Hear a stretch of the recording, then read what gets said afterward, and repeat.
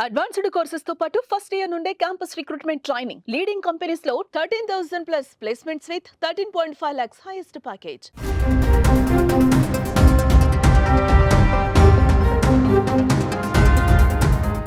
బంగారం ప్రియులకు శుభవార్త. ఏకంగా వరుసగా 2-3 రోజుల నుంచి భారీగా తగ్గుతున్నటువంటి బంగారం ఈరోజు వేల రూపాయల కొద్దీ ఒకటే రోజు తగ్గిపోయింది. అంతర్జాతీయంగా నెలకొన్నటువంటి కొన్ని సానుకూల పరిణామాల నేపథ్యంలో బంగారం ఒక్కసారిగా కుప్పకూలింది. ముఖ్యంగా చైనా అమెరికా మధ్య వాణిజ్య సంబంధాలు మెరుగుపడతాయన్నటువంటి ఆశలు చిగురించడం, డాలర్ బలపడడంతో పసిడికి ఉన్నటువంటి డిమాండ్ ఒక్కసారిగా తగ్గిపోయింది. గత గురువారం ఉదయం ఆసియా మార్కెట్లో బంగారం ధర 1.30% పైగా క్షీణించి ఔన్స్కు 31.10 గ్రాములు $3,230 స్థాయి వద్ద ట్రేడ్ అవుతుంది. దేశీయంగాను ఇదే పరిస్థితి నెలకొంది. అంతర్జాతీయ మార్కెట్లో నెలకొన్నటువంటి పరిణామాల ప్రభావంతో దేశీయ మార్కెట్లోనూ బంగారం ధర భారీగా దిగొచ్చింది. ఇక ఒక్కరోజే 10 గ్రాముల 24 క్యారెట్ల బంగారం ధర ఏకంగా $2,180 తగ్గి 95,730కి చేరుకుంది. గత 10 రోజులలో పసిడి ధర దాదాపు 5,000 మేర తగ్గడం ఇక్కడ గమనార్హం.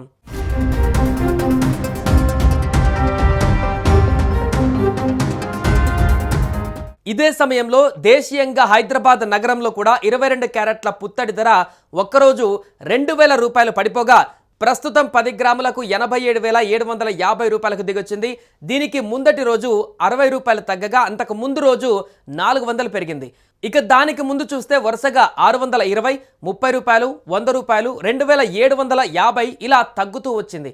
ఈ క్రమంలో 10 రోజుల వ్యవధిలో ఇక్కడ కూడా 5,000కు పైగా బంగారం పడిపోయింది.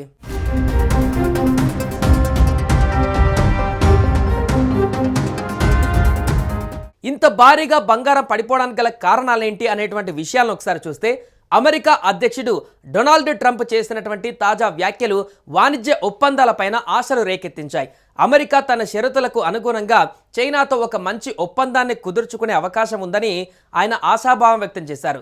దిగుమతి చేసుకునేటువంటి ఆటో విడిభాగాలపైన ఉన్న సుంకాలను తగ్గించడానికి ట్రంప్ ఒక కార్యనిర్వాహక ఉత్తర్వు పైన సంతకం చేశారు. అంతేకాకుండా America treasury secretary Scott Besant కూడా వాణిజ్య భాగస్వాముల నుంచి చాలా మంచి ఆఫర్లు వచ్చాయని తెలిపారు. దీంతో వాణిజ్య ఉద్రిక్తతలు తగ్గుతాయన్న అంచనాలు మార్కెట్లకు బలాన్నిచ్చాయి. ఇతర కరెన్సీలు కలిగి ఉన్న వారికి బంగారం మరింత ఖరీదైనదిగా మారడంతో డిమాండ్ ఒక్కసారిగా తగ్గింది.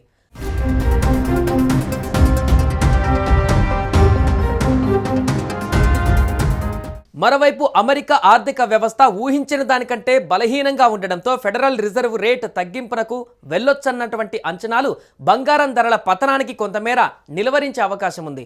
గత గురువారం విడుదలైన గణాంకాల ప్రకారం 2025 మొదటి త్రైమాసికంలో అమెరికా ఆర్థిక వ్యవస్థ 0.3% వార్షిక రేటుతో కుంచుకుపోయింది. ఇది 0.4% ఉంటుందని అంచనా వేసినా దానికంటే తక్కువగా ఉంది. ఫ్యూచర్స్ కాంట్రాక్టులు జూన్లో ఫెడ్ రేటు తగ్గింపులను ప్రారంభిస్తుందని అంచనా వేస్తున్నారు. ఏడాది చివరి నాటికి మొత్తం 4.5% తగ్గింపులతో రేటు 3.25, 3.50% శ్రేణికి చేరుకుంటుందని భావిస్తున్నారు. సాధారణంగా ఫెడ్ వడ్డీ రేట్లను తగ్గిస్తే డాలర్ డిమాండ్ తగ్గి బంగారం ధర పెరుగుతుంటుంది. బంగారం అనేది భారతీయులకు కేవలం అలంకరణగా మాత్రమే కాకుండా ఒక పెట్టుబడి సాధనంగాను ముఖ్యమైన పాత్ర పోషిస్తోంది. బంగారాన్ని ఆభరణాల తయారీతో పాటుగా ఈ విలువైన లోహాన్ని సురక్షితమైన పెట్టుబడి ఆస్తిగా పరిగణిస్తారు. అస్థిరమైన సమయాలలో, సంక్షోభ సమయాలలో ఇది మంచి పెట్టుబడి ఎంపికగా భావిస్తారు. బంగారం ద్రవ్యోల్బణం సహా క్షీణిస్తున్న కరెన్సీలకు వ్యతిరేకంగా ఒక రక్షణగా కూడా పరిగణించబడుతుంది. ఇక మున్ముందు అమెరికా ఆర్థిక గణాంకాలు వెలువడుతున్న నేపథ్యంలో బంగారం ధరలు ఎలా ఉండబోతాయో చూడాల్సి ఉంది. అయితే ప్రస్తుతానికైతే అంతర్జాతీయంగా నెలకొన్న సానుకూల సంకేతాలు బంగారం ధరలు తగ్గించేందుకు కారణమవుతున్నాయి.